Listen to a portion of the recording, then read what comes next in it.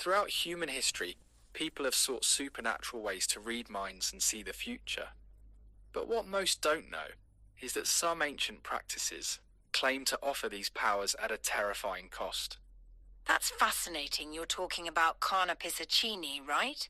The occult practice that supposedly lets practitioners literally hear people's thoughts? Exactly. And what makes this practice particularly intriguing is that it's not just about passive fortune telling. We're talking about forming a supernatural bond with a spirit entity that whispers secrets directly into your ear. Well, that's absolutely chilling when you think about it. How exactly does this practice supposedly work? So here's where it gets really interesting. Practitioners have to complete an intense ritual that essentially creates a supernatural contract. Once formed, this entity, the Pishacini, becomes like a parasitic presence, constantly feeding information directly into the practitioner's consciousness. And I'm guessing there must be some kind of price for this knowledge?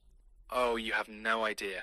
The Pishacini demands complete devotion, including, and this is where it gets really dark, intimate physical relations with the practitioner. And here's the kicker. If you try to break free from this arrangement or disobey its commands, the consequences are said to be fatal. That's like the ultimate abusive relationship, but with a supernatural twist. You know, it reminds me of how many ancient practices often involve these kinds of binding contracts with spiritual entities. Right. And what's fascinating is how this reflects something deeply rooted in human psychology. Throughout history, we see this pattern of humans willing to sacrifice their autonomy, their freedom, even their souls in exchange for power and knowledge. Well, that actually makes me think about modern parallels, like how we give up our privacy and personal data to technology companies in exchange for convenience and connection. That's exactly what I was thinking. Whether it's ancient practitioners submitting to a supernatural entity or us clicking I agree on terms of service, we're still making these Faustian bargains. The only difference is the form they take. And in both cases, once you're in the system, it becomes incredibly difficult to get out, doesn't it? You know what's really striking about this? The practice is described as affecting the very soul of the practitioner. The Pishacini's whispers travel through the ear directly to the soul, making it tremble. It's like the ultimate invasion of privacy, but on a spiritual level. That's such a powerful image. It really emphasizes the invasive nature of this practice.